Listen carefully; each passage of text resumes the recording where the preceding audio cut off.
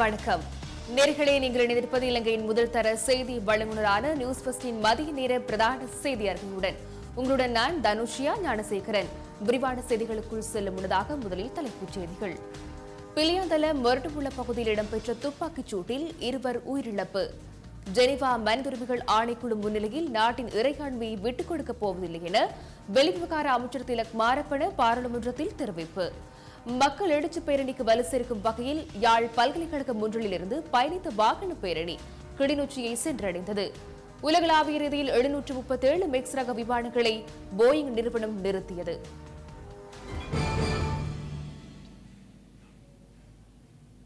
இனி விரிவான செய்திகள்.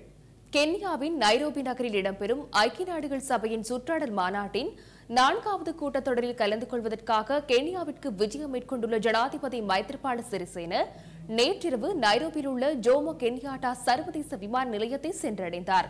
அங்கு ஜனாதிபதி உள்ளிட்ட குழுவினருக்கு கென்யா நாட்டின் குழுவினரால் வரவேற்பு வழங்கப்பட்டுள்ளது. கென்யா நாட்டு வெளிநாட்டு அலுவலர்கள் பிரதான நிர்வாக செயலாளர் அபாவு நவம்பர், நீர்வளங்கள் மற்றும் சுகாதார அலுவலர்கள் தொடர்பிலான அமைச்சரும் அமைச்சரவை செயலாளருமான சைமன் கிப்ரோனோ செல்ஹி ஆகியோரும் கென்யாவிற்கான இலங்கை உயர்ஸ்தானிகர் சுனில் டி சில்வா உள்ளிட்ட குழுவினர் ஜனாதிபதிக்கு வரவேற்பு அளித்தனர். சுற்றாடல் சவால்களும் நிலையான நுகர்வு மற்றும் உற்பத்திக்கான புத்தாக்க தீர்வுகளும் எனும் துணைப்பொருளில் இடம்பெறவுள்ள இந்த கூட்டத்தொடரில் இன்றைய தினம் ஜனாதிபதி விசேட உரையாற்றவுள்ளதாக ஜனாதிபதி ஊடகப் பிரிவு தெரிவிக்கின்றது. கென்யா ஜனாதிபதி உஹுரு கென்யாட்டாவின் விசேட அழைப்பின் பேரிலேயே ஜனாதிபதி இந்த சுற்றாடல் மாநாட்டில் கலந்து கொள்ள உள்ளார். கடந்த 11ஆம் தேதி ஆரம்பமான ஐக்கிய நாடுகள் சுற்றாடல் மாநாட்டின் 4வது அமர்வு நாளை வரை நடைபெறவுள்ளது. இந்த மாநாட்டில் பிரான்ஸ் நாட்டின் ஜனாதிபதி எமானுவல் மேக்ரோன் உள்ளிட்ட பல முக்கிய பிரதிநிதிகளும் கலந்து கொள்கின்றனர். இந்த விஜயத்தின் போது ஜனாதிபதி மைத்ரிபால சிறிசேன கென்யா ஜனாதிபதி உஹுரு கென்யாவுடனான பேச்சுவார்த்தையில் ஈடுபட உள்ளதாகவும் ஜனாதிபதி ஊடகப் பிரிவு தெரிவித்துள்ளது.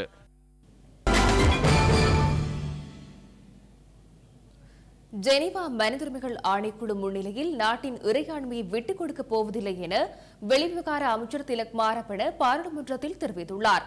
எதிர்க்கட்சித் தலைவர் மஹிந்த ராஜபக்ச எழுப்பிய கேள்விக்கு பதிலளிக்கும் போதே அவர் இவ்வாறு தெரிவித்துள்ளார்.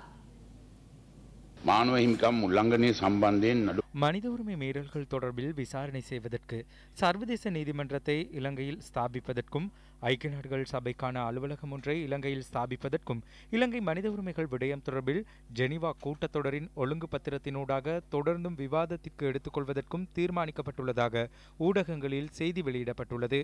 பொதுமக்களை 5000க்குள் கட்டுப்படுத்துமாறும் இங்கிலாந்து பாராளுமன்றத்தில் வலியுறுத்தப்பட்டுள்ளதாகவும் இரு தரப்பிலும் உயிரிழந்தவர்களின் எண்ணிக்கையை அதற்குள் உள்ளடக்குமாறும் கூறப்பட்டுள்ளதாக பத்திரிகைகளில் தெரிவிக்கப்பட்டுள்ளது.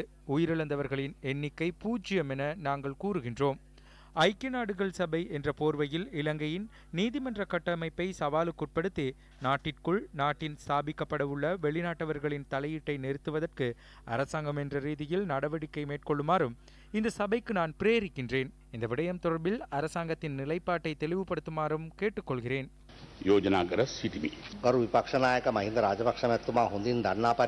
எதிர்க்கட்சித் தலைவர் மஹிந்த ராஜபக்சவின் அழைப்பின் பிரகாரம் ஐக்கிய நாடுகள் சபையின் அப்போதைய செயலாளர் நாயகம் பான் கி மூன் 2009ஆம் ஆண்டு மே மாதம் இலங்கைக்கு வருகை தந்தார். 2009ஆம் ஆண்டு மே மாதம் 7ஆம் தேதி இலங்கையின் தலையீட்டுடன் ஐக்கிய நாடுகள் சபைக்கு தீர்மானம் ஒன்றை சமர்ப்பித்து அதனை ஐநா மனிதுரிமைகள் பேரவையில் வாக்கெடுப்பினூடாக நிறைவேற்றினார். அதன் உள்ளடக்கத்தை பார்க்கும்போது அப்போதைய இலங்கையின் அரசாங்கம் பான் கி மூனுடன் ஏற்படுத்திக் கொண்ட இணக்கப்பாடும் அதில் அடங்கியுள்ளது. 13வது திருத்தத்தை அமுல்படுத்தி அரசியல் தீர்வொன்றை பெற்றுக் கொடுப்பதற்கு அப்போதைய அரசாங்கத்தால் இணக்கப்பாடு எட்டப்பட்டு மேற்கொள்ளப்பட்ட தீர்மானத்தை செயற்படுத்தாமையாலும் தற்போதைய அரசாங்கத்தால் ஸ்தாபிக்கப்பட்ட கற்றுக்கொண்ட பாடங்கள் மற்றும் நல்லிணக்க ஆணைக்குழுவினால் பரிந்துரைக்கப்பட்ட விடயங்களை அமுல்படுத்தாமையாலும் 2012, 13 மற்றும் 14ஆம் ஆண்டுகளில் இலங்கை அரசாங்கத்துக்கு எதிரான பிரேரணைகள் ஐக்கிய நாடுகள் மனிதுரிமைகள் பேரவையில் நிறைவேற்றப்பட்டன. எனினும் எமது பிரச்சனையை எங்களால் தீர்த்துக் கொள்வதற்கான சுயாதீன தன்மை மற்றும் சுய நிர்ணயத்தை நாங்கள் உறுதிப்படுத்திக் கொண்டுள்ளோம். எங்களுடைய பிரஜைகளின் அடிப்படை உரிமைகளை மீறும் வகையில் எங்களால் எவ்வித சட்ட மூலங்களும் நிறைவேற்றப்படவில்லை.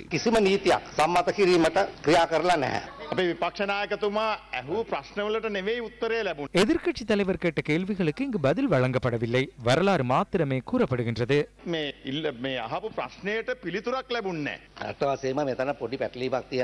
உண்மையில் இங்கு சிறிய சிக்கல் நிலை ஒன்று காணப்படுகிறது. மனித உரிமைகள் பேரவையின் அறிக்கையும் காலவகாசம் கோரி எங்களால் சமர்ப்பிக்கப்பட்டுள்ள பிரேரணையும் இருவேறு. அவை இரண்டுக்கும் வித்தியாசங்கள் உள்ளன. மனித உரிமைகள் ஆணையாளரின் அறிக்கை குறித்து தேவையானவற்றை எங்களால் கூற முடியும். அதில் கூறப்பட்டுள்ள அனைத்து விடயங்களையும் நாங்கள் ஏற்றுக்கொள்ளவில்லை. வடக்கு கிழக்கில் இராணுவத்தினர் நிலை கொண்டிருந்த காணிகள் விடுவிக்கப்படவில்லை என குறிப்பிடப்பட்டுள்ளது. இதனை நாம் ஏற்றுக்கொள்ளவில்லை. 90% காணிகள் விடுவிக்கப்பட்டுள்ளன. இதுபோன்ற பல விடயங்கள் அந்த அறிக்கையில் குறிப்பிடப்பட்டுள்ளது. இரண்டாவது, எங்களுடைய பிரேரணை என்னவென்றால், இந்த விடயங்கள் தொடர்பில் அரசாங்கத்தால் முன்னெடுக்கப்படும் விடயங்களை தொடர்ந்து முன்னோக்கி எடுத்து செல்வதற்கு 2 வருடங்கள் கால அவகாசம் வழங்குமாறு கோரியுள்ளோம். இதனையே 2017 ஆண்டும் நாங்கள் செய்தோம். இரண்டாவது விசேட மேல் நீதிமன்றம் இன்று திறந்து வைக்கப்பட்டது. நீதி மற்றும் சிறைச்சாலைகள் மறுசீரமைப்பு அமைச்சர் தலதா அதுகுரலவினால் விசேட மேல் நீதிமன்றம் இன்று முற்பகல் திறந்து வைக்கப்பட்டது.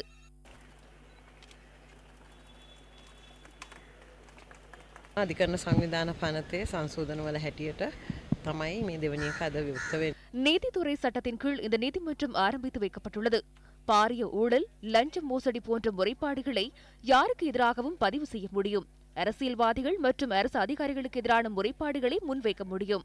நீதிபதி மற்றும் லஞ்ச ஊழல் ஆணையாளர் நாயகத்திற்கு முறைப்பாடுகள் தொடர்பில் விசாரணை செய்ய அதிகாரம் உள்ளது. අධ්‍යක්ෂ ජනරාල්තුමාටත් ඒ නඩු පැවරීමේ අයිතිය තියෙනවා.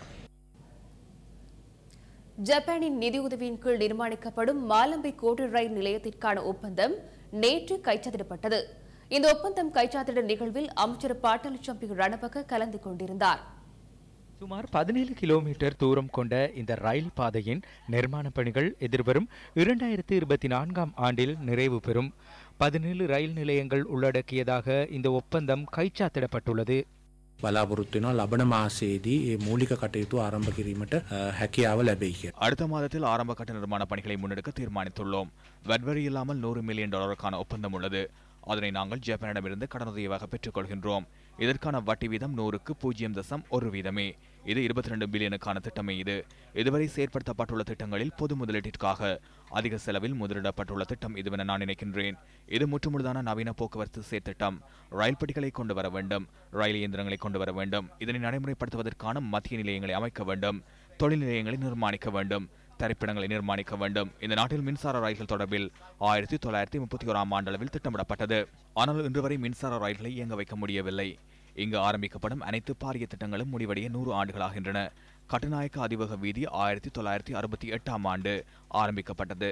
தெற்கு அதிவேக வீதி 1991 ஆண்டு ஆரம்பிக்கப்பட்டது. அதேபோன்று வெளியத்த மாத்திர ரயில்வே வீதி 1994 ஆண்டு ஆரம்பிக்கப்பட்டது. இவ்வாறு அனைத்து திட்டங்களுக்கும் பல ஆண்டுகள் செலவழிகின்றன.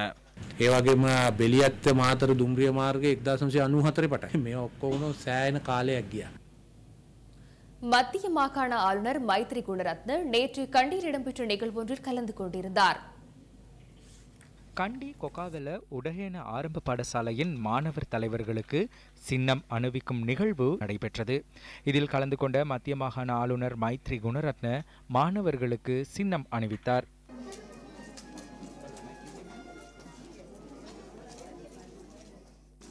මම බය නැතුව කියනවා. ඒක නිසා තේ කර්මාන්තය විනාශ කරලා நான் பயமின்றி சொல்லுவேன். தேயிலைத்துறை அளிக்கப்பட்டுள்ளது, கல்வித்துறை அளிக்கப்பட்டுள்ளது. அனைத்து துறைகளும், எமது ரயில்வே துறையும் அழிவை சந்தித்துள்ளது. அனைத்து துறைகளும் அளிக்கப்பட்டுள்ளன. அதன் காரணமாக மக்கள் நீண்ட தூரம் பயணிக்க வேண்டிய தேவையுள்ளது. சுதந்திரம் பெற்று 70 ஆண்டுகள் ஆகின்றன என நான் எண்ணுகின்றேன். இந்த 70 ஆண்டுகளில் நாங்கள் பின்னோக்கி சென்றுள்ளோமே தவிர முன்னோக்கி பயணிக்கவில்லை. இந்த நாடு என்ற வகையில் இந்த பாடசாலையில் உள்ள அரசு சேவையில் ஈடுபடும் அதிகாரிகள், ஆசிரியர்கள், மதகுருமார்கள், இராணுவ அதிகாரிகள் அனைவரும் அர்ப்பணிப்புடன் பணியாற்ற வேண்டும். இல்லாவிடின் நாங்கள் முன்னோக்கி செல்ல முடியாது. நாங்கள் நாட்டிற்கு சேவை செய்யாவிடின், இந்த மாகாணத்தில் உள்ள மக்களின் வாழ்வியலுக்கு ஒத்துழைப்பு வழங்க முடியாவிடின் எம்மால் சிறந்த நிர்வாகத்தை முன்னெடுக்க முடியாது. அதே போன்று எம்மால் நாட்டை கட்டியெழுப்பவும் முடியாது. සාර්ථක පාලනයක් සාර්ථක රටක් අපිට කරන්න බෑ. மொரட்டுமுல்ல பிலியாந்தல வீதியில் இன்று முற்பகல் 10:30 அளவில் இடம்பெற்ற துப்பாக்கிச்சூட்டு சம்பவத்தில் 2 உயிரிழந்துள்ளனர்.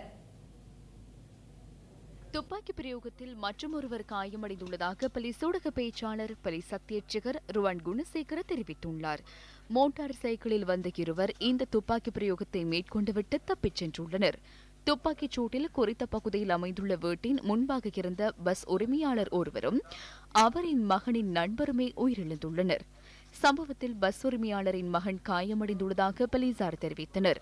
துப்பாக்கி பிரயோகத்தை மேற்கொண்ட இருவரில் ஒருவர் அடையாளம் காணப்பட்டுள்ளதாக போலீஸ் ஊடக பேச்சாளர் போலீஸ் அத்தியட்சகர் ருவான் குணசேகர தெரிவித்துள்ளார். தனிப்பட்ட பிரச்சினை காரணமாக துப்பாக்கிச்சூட்டு சம்பவம் இடம்பெற்றுள்ளதாக போலீசார் மேலும் குறிப்பிட்டனர். புத்தளம் சின்னப்பாடு கடற்பிராந்தியத்தில் முன்னெடுக்கப்பட்ட ரோந்து நடவடிக்கையின் போது சட்டவிரோத மீன்பிடியில் ஈடுபட்ட 7 பேர் கைது செய்யப்பட்டுள்ளனர். சின்னப்பாடு, மதுரங்குடி, பள்ளிவாசல்பாடு ஆகிய பகுதிகளைச் சேர்ந்த 7 பேரை இவ்வாறு சம்பவம் தொடர்பில் கைது செய்யப்பட்டுள்ளதாக கடற்படை தெரிவித்துள்ளது. நேற்றைய தினம் கைது செய்யப்பட்ட சந்தேக நபர்களிடமிருந்து 4 படகுகளும் இதன்போது கைப்பற்றப்பட்டன. அத்துடன் 28 கிலோகிராம் மீன்களும் கடற்படையினரால் பறிமுதல் செய்யப்பட்டன. கைது செய்யப்பட்ட சந்தேக நபர்கள் மற்றும் படகுகளை மேலதிக விசாரணைகளுக்காக புத்தளம் கடற்றொழி திணைக்களத்தில் ஒப்படைக்கப்பட்டதாக கடற்படை தெரிவித்துள்ளது. மக்களின் அன்றாட தேவைகளில் போக்குவரத்து இன்றியமையாத ஒன்றாக கருதப்படுகின்றது. எனினும் உரிய போக்குவரத்து மார்க்கங்கள் இன்மை மற்றும் போக்குவரத்து மார்க்கங்கள் சீரின்றி காணப்படமையால் மக்கள் பெரும் சிரமங்களை எதிர்நோக்கி வருகின்றனர். மன்னார் மாவட்டத்தில் மடு பிரதேச செயலக பிரிவில் காணப்படுகின்ற குஞ்சுக்குளம் தொங்கு பாலத்தின் நிலையே இது. அருவியாற்றை கடந்து பெரிய குஞ்சுக்குளம், பெரிய முறிப்பு ஆகிய பகுதிகளுக்கு செல்வதற்காக 1938ஆம் ஆண்டு இந்த தொங்கு பாலம் அமைக்கப்பட்டது. சுமார் 150 மீட்டர் நீளமும் 1.2 மீட்டர் அகலமும் உடையதுமான இந்த பாலம் 100 அடி உயரம் கொண்டதாக அமைந்துள்ளது.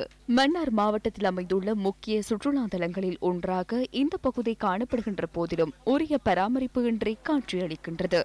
பாவனைக்கு உகந்த நிலையிலின்றி இந்த பாலம் காணப்படுவதுடன் பாலத்தில் சிதைவுகளும் காணப்படுகின்றன. சிறிய கம்பிகள் மூலம் பாலம் இணைக்கப்பட்டு ஆபத்தான நிலையில் காணப்படுகின்றது. இருந்து இங்கே மன்னாருக்கு வந்திருக்கிறோம். வந்து இங்கே ஒரு பாலம் ஒன்று இருக்குன்னு சொன்னாங்க, சுற்றுலா பாலம் ஒன்று பார்க்குறதுக்கு. அப்போ அதுக்கு வந்தாங்க இந்த போயெல்லாம் இருக்குது. இது அப்படியே இந்த பாலம் கடுமையாக சேதமடைஞ்சு வரைக்கும் இந்த கம்பியெல்லாம் உடஞ்சி கிடக்குது. இதில் போக்குள்ள கடுமையாக பயற மாதிரிக்கு. நாங்கள் ஒரு சுற்றுலாத்தலம் இப்போ இதை கொஞ்சம் இந்த பாலத்தை பார்த்துட்டு போக முடியாது வந்த நாங்கள். ஆனால் வந்த மட்டும் அந்தளவுக்கு பாதுகாப்பான ஒரு தளமாக தெரியல. இதுக்கு ஒரு அறிவித்த வளையம் இல்லை. நாங்கள் இதால் இதை பார்க்கக்கூடிய மாதிரி இல்லை. இப்போ சரிவுகள், அந்த பிரச்சனைகள், மற்ற கம்பிகள் எல்லாம் இப்படி இழுத்து கட்டி அப்படி தான் வச்சிருக்காங்க. இங்கு வரும் சுற்றுலா பயணிகளுக்கு போதிய வசதி வாய்ப்புகள் இன்மையினால் சிரமத்தை எதிர்நோக்குவதாக நியூஸ் ஃபர்ஸ்டின் பிராந்திய செய்தியாளர் தெரிவிக்கின்றார். சுற்றுலாத்துறை மற்றும் அந்நிய செலாவணியின் பங்கை அதிகம் கொண்டமைந்த நாட்டில் இவ்வாறான அசமந்த செயற்பாடுகள் நாட்டின் நிகர தேசிய வருமானத்தில் தாக்கத்தை செலுத்தும் என்பதில் ஐயமில்லை.